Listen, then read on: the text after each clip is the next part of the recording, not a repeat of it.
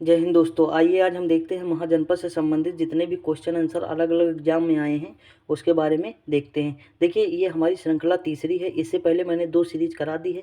पहली सीरीज हड़प्पा सभ्यता, इससे रिलेटेड जितने क्वेश्चन थे करा दिए, और दूसरी सीरीज थी वैदिक संस्कृत से रिलेटेड जितने क्वेश्चन थे वो मैंने करा दिए। ये तीसरी सीरीज है हमारी महाजनपद। इससे संबंधित जितने क्वेश्चन अलग अलग एग्जाम में आए हैं मैं इसमें करा रहा हूँ। ठीक, तो जो न देखे होंगे वो मतलब पिछली वीडियो जाके देख लेंगे। अब देखिए, शुरुआत करते हैं। पहला क्वेश्चन लिखा है कि निम्नलिखित में से किसे सेनिया या नियमित और स्थायी सेना रखने वाला कहा जाता है। तो देखिए, ये बिंबसार को कहा जाता है। Option number A. देखिए, आप सारे ऑप्शन नहीं पढ़ेंगे, इससे टाइम ज़्यादा लगेगा क्योंकि हमें कम समय में ज़्यादा क्वेश्चन करने हैं। ठीक, तो देखिए, बिंबसार किस वंश से हैं? तो हर्यक वंश से हैं। किस वंश से? हर्यक वंश से। देखिए, एक है बिंदुसार, एक है बिंदुसार। कौन है? बिंदुसार। तो देखिए, जो बिंदुसार हैं वो किस वंश से हैं? तो वो है मौर्य वंश से। और ये कौन है? अशोक के पिता हैं। ठीक, अशोक जो है महान शासक अशोक हैं, उनके पिता हैं बिंदुसार। ठीक, तो ये कंफ्यूज होता है, तो याद रखिए कि जो बिंबसार है वो हर्यक वंश से संबंधित हैं और जो बिंदुसार ये मौर्य वंश से संबंधित है। ये अशोक के पिता हैं और ये अजातशत्रु के पिता हैं। ठीक, आगे बढ़ते हैं। अगला क्वेश्चन लिखा है, हर्यक वंश के किस शासक को कुड़िक कहा जाता था? यानी कौन सा ऐसा शासक था जिसे कुड़िक कहा जाता था? तो ऑप्शन नंबर बी, अजातशत्रु को कुड़िक कहा जाता था। देखिए, अगर याद करना हो कि महाजनपद में कितने वंश हुए तो देखिए इसकी एक ट्रिक है, हसीन मसुक शाह। हसीन यानी कोई हंसा, हसीन मसुक, हसीन मसुक शाह। ठीक, हसीन मसुक शाह।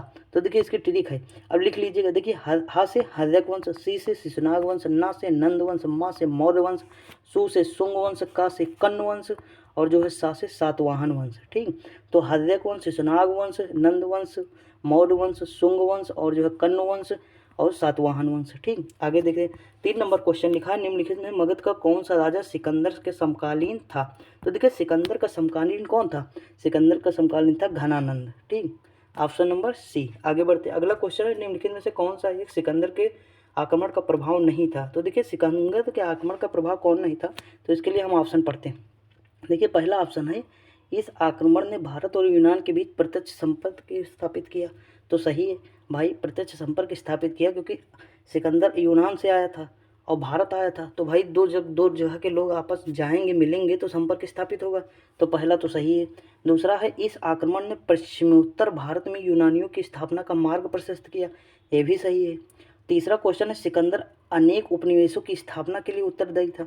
ये भी सही है। लेकिन अगला क्वेश्चन जो डी लिखा है कि उसने भारत को यूनान की रियासत बनाया, ये गलत है। ठीक, ऑप्शन नंबर डी यही आंसर है इसका, क्योंकि ये इसका प्रभाव नहीं था। ठीक, आगे बढ़ते। अगला क्वेश्चन लिखा, किस शासक ने गंगा और सोन नदियों के संगम पर पाटलिपुत्र शहर बसाया? तो देखिए, पाटलिपुत्र शहर किसने बसाया? तो ये बसाया उदयन ने। कौन बसाया? उदयन। तो याद रखिएगा कि पाटलिपुत्र नामक नगर किसने बसाया? तो उदयन ने। किस मतलब जो है नदी के संगम पर है, तो गंगा और सोन नदी के संगम पर है। आगे बढ़ते, अगला क्वेश्चन लिखते हैं, प्रथम मगध साम्राज्य का उत्कर्ष किस सदी में हुआ था? यानी जो मगध साम्राज्य का उत्कर्ष था वो किस सदी में हुआ था? तो सभी को पता है कि 6वीं सदी ईसा पूर्व में हुआ था। ठीक, 6ठी शताब्दी ईसा पूर्व में हुआ था। आगे बढ़ते हैं। देखिए, 7 नंबर क्वेश्चन लिखा है कि निम्नलिखित में से किस राज्य में गणतंत्रात्मक शासन व्यवस्था नहीं थी? यानी जहाँ मतलब राजा का लड़का राजा नहीं होगा। ठीक, वहाँ कहाँ नहीं थे गणतंत्रात्मक शासन? वहाँ अब देखिए, इसमें देखिए अगर आंसर मारना हो तो देखिए कोई भी इंसान होगा, तो इसमें सबसे अलग ऑप्शन कौन सा नज़र आ रहा है? देखिए, मगध आ रहा है सबसे अलग ऑप्शन। कौन?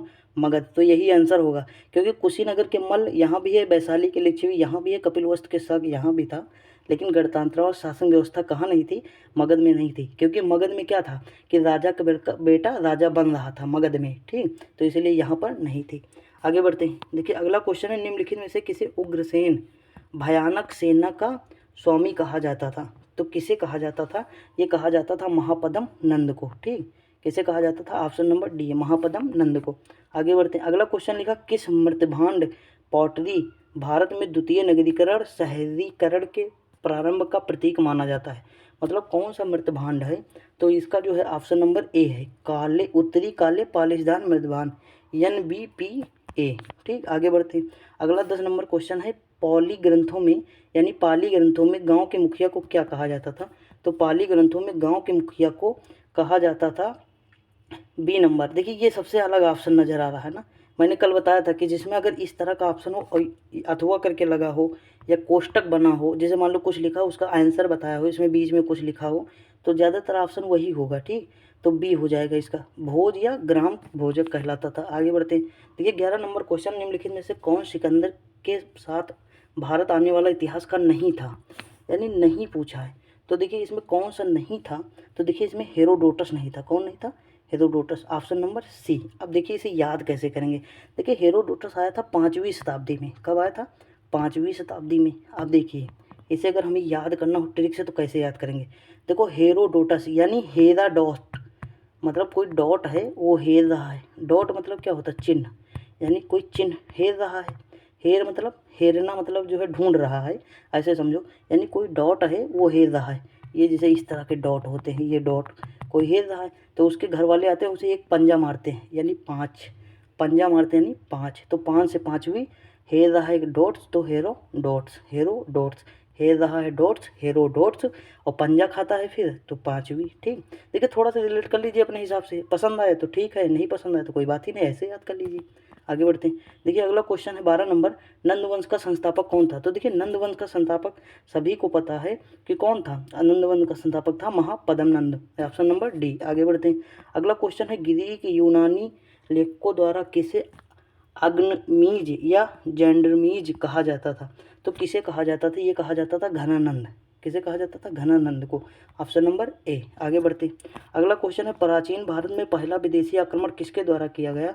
तो देखिए ईरानियों द्वारा। किसके द्वारा किया गया? ईरानियों द्वारा। ठीक, आगे बढ़ते। अगला क्वेश्चन है 15 नंबर, नंदवंश का अंतिम सम्राट कौन था? तो देखिए नंदवंश का अंतिम सम्राट जो था घनानंद था। कौन था? घनानंद। जब मतलब जो है कौटिल्य जो है इसके दरबार में आए थे, बता रहे थे कि सिकंदर आक्रमण कर रहा है, तो लात मार के बाहर कर देता है, यही सब है। तो ये अंतिम सम्राट कौन उस समय था? घनानंद था। ठीक, आगे बढ़ते। अगला क्वेश्चन लिखा है, भारत में सिक्कों का प्रचलन कब शुरू हुआ? यानी जो सिक्के हैं इनका प्रचलन कब शुरू हुआ? तो भारत में सिक्कों का प्रचलन 600 ईसा पूर्व, ऑप्शन नंबर डी शुरू हुआ। आगे बढ़ते हैं। अगला क्वेश्चन है, मगध के किस प्रारंभिक शासक ने राजद्रोह के लिए अपने पिता की हत्या की एवं इसी कारण अपने पुत्र द्वारा मारा गया? तो देखिए अजातशत्रु हैं। कौन है? अजातशत्रु। इसे क्या कहते हैं? पितृहंता कहते हैं। ठीक, क्योंकि पिता की हत्या किया था, और इसका पुत्र जो उदयन था वो भी मतलब अजातशत्रु को मारा था। आगे बढ़ते हैं। देखिए अगला क्वेश्चन है, ईरान के हखमनी वंश के किस शासक ने भारतीय भूभाग को जीतने के बाद उसे फारस साम्राज्य का 20वां प्रांत बनाया था? तो ये कौन सा है? डेरियस, यानी ऑप्शन नंबर बी, डेरियस दारबाहु फर्स्ट। ठीक, याद रखिए यही होगा। आगे बढ़ते हैं। अगला क्वेश्चन है, विश्व का पहला गणतंत्र वैशाली में किसके द्वारा स्थापित किया गया? यानी जो वैशाली में पहला गणतंत्र विश्व का था, किसके द्वारा स्थापित किया गया? तो देखिए किसके द्वारा स्थापित किया गया? तो ये लिच्छवी के द्वारा स्थापित किया गया। किसके द्वारा? लिच्छवी के स्थापित। देखिए ऐसे भी आप ऑप्शन मार सकते थे। क्यों भाई? नंदवंश पता है कि महापद्म नंद, फिर घनानंद, इस तरह के मतलब शासक आए। ठीक, गुप्त वंश में भी आपको पता है चंद्रगुप्त, कुमारगुप्त, इस तरह के मतलब पिता का पुत्र इस तरह शासक बन रहा है। मौर्य वंश में भी आपने देखा होगा कि चंद्रगुप्त मौर्य, फिर अशोक, इस तरह बिंदुसार। ठीक, तो देखिए सीधी सी बात है कि इसमें लिच्छवी अलग है। सबसे अलग कौन है? लिच्छवी। तो आंसर क्या होगा? लिच्छवी। आगे बढ़ते हैं। देखिए 20 नंबर क्वेश्चन है, हाइडेपस या बितिस्ता का युद्ध किन किन शासकों के बीच हुआ था? देखिए बितस्ता को क्या कहते प्राचीन काल में? झेलम कहते। जैसे परोसड़ी को मैंने बताया था कि परोसड़ी नदी जो थी उसे क्या कहते थे? रावी कहते थे। और बितस्ता को क्या कहते थे? झेलम। यानी झेलम को क्या कहते थे? बितिस्ता, प्राचीन काल में। अब देखिए इसे याद कैसे करेंगे। देखिए बितिस्ता को याद कीजिए, बस्ता, बस्ता। तो देखिए जब छोटे छोटे बच्चे होते हैं वो बस्ता लेकर क्या होते हैं? झेल जाते हैं। क्या होते हैं? झेल जाते हैं बेचारे, क्योंकि बहुत वजन होता है। तो झेल से झेलम और बस्ता से बितस्ता। ठीक, बस्ता से बितिस्ता और झेल से झेलम। देखिए मैं याद करने के इसी में ट्रिक भी बता दे रहा हूँ, और ऑप्शन कैसे चूज करने हैं ये भी बता दे रहा हूँ। ठीक, तो देखिए आगे बढ़ते। तो इसमें देखिए अब इसमें आंसर कौन सा है? 20 नंबर। तो 20 नंबर में आंसर जो है ऑप्शन नंबर डी है, क्योंकि सिकंदर और पोरस के मध्य हुआ था। ठीक, आगे बढ़ते। अगला क्वेश्चन है, 6ठी सदी ईसा पूर्व के दौरान बड़े राज्यों के उदय का मुख्य कारण क्या था? तो देखिए मुख्य कारण क्या था? मुख्य कारण था इसमें, देखो उत्तर प्रदेश बिहार में व्यापक पैमाने में लोहे का प्रयोग, यानी उस समय लोहा मिल गया था 6ठी शताब्दी ईसा पूर्व में। ठीक, और उस समय कौन था? उत्तर वैदिक काल, क्योंकि मैंने कल बताया था कि 1000 से 600 ईसा पूर्व का कौन सा काल था? तो उत्तर वैदिक काल था। तो उत्तर वैदिक काल में लोहे की खोज हो गई। अब जैसे लोहे की खोज हो गई तो कृषि में जो है मतलब उत्पादन बढ़ा। अब उत्पादन बढ़ा तो टैक्स बढ़ा, तो टैक्स से ही मतलब जो है मतलब भाई हर चीज़ का निर्माण किससे होता था, मतलब राज्य की आत्मा है टैक्स, तो जब टैक्स देगी तो फिर मतलब विकास होगा। ठीक, तो आगे बढ़ते हैं। अगला क्वेश्चन 22 नंबर लिखा है, मगध की प्रथम राजधानी कौन सी है, यानी मगध की जो प्रथम राजधानी है वो कौन सी है, तो वो देखिए गृहब्रज या राजगृह है। ठीक, अब देखिए वैसे भी अगर इसमें मतलब ऑप्शन चूज करना हो तो मैंने फिर अभी ट्रिक बताया इससे पहले कि अगर इस तरह के ऑप्शन हों और अलग दिखें या इस तरह दिखे, तो देखिए मैंने कल परसों से जब मतलब 3 वीडियो हो गई हैं उसमें देखिए कई जगह इस तरह के मतलब ऑप्शन दिखे हैं और ज़्यादातर आंसर कौन से यही थे। ठीक, आगे बढ़ते हैं। अगला क्वेश्चन लिखा, मगध सम्राट बिंबिसार ने अपने राज वैद्य जीवक को किस राज्य के राजा की चिकित्सा के लिए भेजा था, यानी कौन सा ऐसा मतलब जो वैद्य जीवक था तो कहाँ भेजा था, कौन बिंबिसार मतलब किस राजा के पास भेजा था, तो इसमें जो है अंग जो है अंग के पास नहीं अवंती के पास भेजा था, ऑप्शन नंबर सी, यानी ऑप्शन नंबर सी अवंती के पास भेजा था। ठीक, आगे बढ़ते हैं। अगला क्वेश्चन है 24 नंबर, किस शासक ने अवंती को जीतकर मगध का हिस्सा बना, मतलब मगध को हिस्सा बनाया था, तो किसने बनाया था, ये बना था शिशुनाग ने। कौन बना था, शिशुनाग, ऑप्शन नंबर डी। आगे बढ़ते हैं। अगला है, निम्नलिखित में से कौन एक बौद्ध ग्रंथ 16 महाजनपद का उल्लेख है, तो देखिए 2 ग्रंथ हैं, एक है अंगुत्तर निकाय और एक है भगवती सूत्र। कौन है, एक अंगुत्तर निकाय है, अंगुत्तर निकाय, और एक भगवती सूत्र। कौन सा है, भगवती सूत्र। ठीक, तो देखिए एक है मतलब ये बौद्ध का और ये है जैन का, तो देखिए इसमें अब ऑप्शन में देखिए कौन है, तो देखिए इसमें अंगुत्तर निकाय है तो ऑप्शन नंबर ए हो जाएगा, अगर यही भगवती सूत्र होता तो वो भी हो जाता। ठीक, आगे बढ़ते हैं। देखिए अगला क्वेश्चन लिखा, किस मगध सम्राट ने अंग का विलय अपने राज्य में किया, तो मैंने क्या बताया, अभी बताया था कि किस राजा ने किया, तो देखिए बिंबिसार ने किया अंग का विलय, बिंबिसार ने किया, और जो अवंती का शिशुनाग ने किया। याद रखिए वो अवंती था, अभी इससे पहले जो बताया वो अवंती था, तो अवंती का जो विलय है वो शिशुनाग ने किया, जबकि अंग का विलय मगध में किसने किया, तो बिंबिसार ने किया। ठीक, आगे बढ़ते हैं। अगला क्वेश्चन है 27 नंबर, शिशुनाग ने किस राज्य का विलय मगध साम्राज्य में नहीं किया, तो यानी किसका विलय जो है शिशुनाग ने मगध साम्राज्य में नहीं किया, तो ये ऑप्शन नंबर है सी, काशी का विलय मगध साम्राज्य में नहीं किया। ठीक, आगे बढ़ते हैं। अगला क्वेश्चन, निम्नलिखित में से कौन एक मगध साम्राज्य की राजधानी नहीं रहा, तो देखिए मगध की राजधानी कौन सा इसमें नहीं था, तो इसमें कौशाम्बी नहीं था। कौन सा, ऑप्शन नंबर डी, कौशाम्बी नहीं था। आगे बढ़ते हैं। अगला क्वेश्चन है, ईरान के हकमनी वंश के किस शासक ने भारतीय भूभाग को जीतने के बाद उसे भारत साम्राज्य 20वां प्रांत बनाया, तो यानी कौन सा शासक था, तो देखिए मैंने इसका मतलब इससे पहले बताया था कि किसने आक्रमण किया, तो डेरियस या दारे बाहु फर्स्ट ने किया, तो यही बनाया। ठीक, हकमनी साम्राज्य यानी ईरान का ही है। काशी और लिच्छवी का विलय मगध साम्राज्य में किसने किया, यानी काशी और जो है लिच्छवी का विलय मगध साम्राज्य में किसने किया, तो देखिए इसमें अजातशत्रु ने किया। किसने किया, अजातशत्रु, ऑप्शन नंबर बी। आगे बढ़ते हैं। अगला क्वेश्चन है, हाईडेपस या बितिस्ता आधुनिक झेलम, देखिए ये क्वेश्चन पहले आ चुका है, किसके मध्य हुआ, तो मैंने बताया था सिकंदर और पोरस के मध्य हुआ, तो ऑप्शन नंबर सी है, इसमें ऑप्शन नंबर सी है। ये देखिए 2 बार आया क्योंकि उसमें ऑप्शन नंबर डी था, इसमें ऑप्शन नंबर सी है। आगे बढ़ते, अगला क्वेश्चन देखिए, 323 ईस्वी में सिकंदर महान की मृत्यु हुई थी, तो महान मृत्यु कहाँ हुई थी, बेबीलोन में हुई थी। कहाँ हुई थी, बेबीलोन, ऑप्शन नंबर डी। आगे बढ़े, अगला क्वेश्चन है 33 नंबर, किस शासक द्वारा सर्वप्रथम पाटलिपुत्र का राजधानी के रूप में चयन किया गया, तो पाटलिपुत्र का जो चयन किया वो किसने किया, उदयन ने किया। किसने किया, उदयन ने। आगे बढ़ते हैं। अगला क्वेश्चन है, सिकंदर के आक्रमण के समय उत्तर भारत पर निम्नलिखित राजवंशों में किसका शासन था, यानी कौन शासन कर रहा था, तो इसमें देखो कौन सा शासन कर रहा था, तो मैंने बताया था कि जो नंद वंश है, घानानंद थे, वही शासन कर रहे थे। ठीक, आगे बढ़ते, 16 महाजनपद की सूची उपलब्ध है, तो मैंने क्या बताया था, अंगुत्तर निकाय और एक जो है भगवती सूत्र था, तो इसमें ऑप्शन में कौन सा, अंगुत्तर निकाय, यानी सी, ऑप्शन नंबर सी। देखिए 2 बार आ चुका है ये भी क्वेश्चन। आगे बढ़ते हैं। अगला क्वेश्चन है 36 नंबर, निम्नलिखित में से कौन सा एक ईसा पूर्व 6वीं शताब्दी के प्रारंभ में भारत की सर्वाधिक गई थी शक्तिशाली नगर राज्य, मतलब कौन सा ऐसा राज्य था जो सबसे शक्तिशाली था 6वीं शताब्दी में, तो देखिए ये मगध था। कौन था, मगध, तो भाई सभी को पता है कि मगध ही सबसे शक्तिशाली राज्य था। ठीक, आगे बढ़ते हैं, महाजनपद था। आगे बढ़ते हैं, देखिए अभिलेख साक्ष्य से प्रकट होता है कि नंद राजा के आदेश से एक नहर खुदाई गई थी, यानी कौन सा अभिलेख है जिससे पता चलता है कि नंद राजा के आदेश से एक नहर खुदाई गई थी, तो देखिए ये अभिलेख है कलिंग अभिलेख में, और ये महापद्म नंद ने यहाँ कराया था। ठीक, आगे बढ़ते हैं।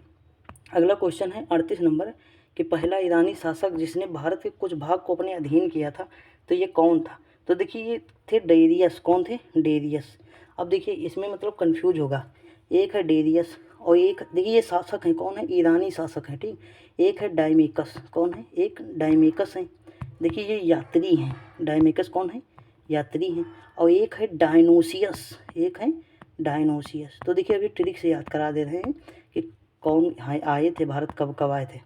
देखिए जो डायमेकस थे ये आए थे किसके दरबार में, तो ये आए थे बिंदुसार के दरबार में। किसके दरबार में, बिंदुसार के दरबार में। तो देखिए अब देखिए इसे याद कैसे करेंगे। देखो इसमें एक वर्ड है डाई, एक वर्ड है डाई, ये हम पेन बदल दे रहे हैं। देखिए ये है डाई, कौन सा वर्ड है, डाई।